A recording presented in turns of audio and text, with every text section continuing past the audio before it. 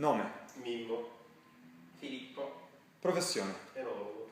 Agronomo. vino rosso o vino bianco? Preferisco il bianco. Per me il vino è rosso. Com'è andata la pandemia 2013? Ottima. Eccellente. Perché? Bianchi, freschi e fruttati, rossi molto strutturati e morbidi. Ottima produzione.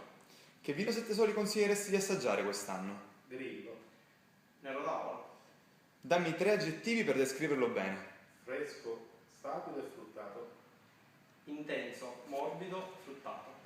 Ma durante la pandemia chi lavora di più, l'enologo o l'agronomo? I primi mesi sicuramente l'agronomo perché deve garantire la perfetta qualità delle uve all'enologo. In pandemia sicuramente l'enologo.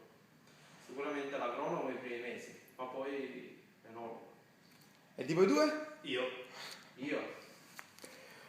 E adesso? Adesso io continuo a lavorare tantissimo per preparare il vino per i primi imbottigliamenti. Adesso mi riposo un po', però mi dedico anche un po' all'olio extragenerativo. Va bene, grazie ragazzi. Ciao. Grazie, ciao.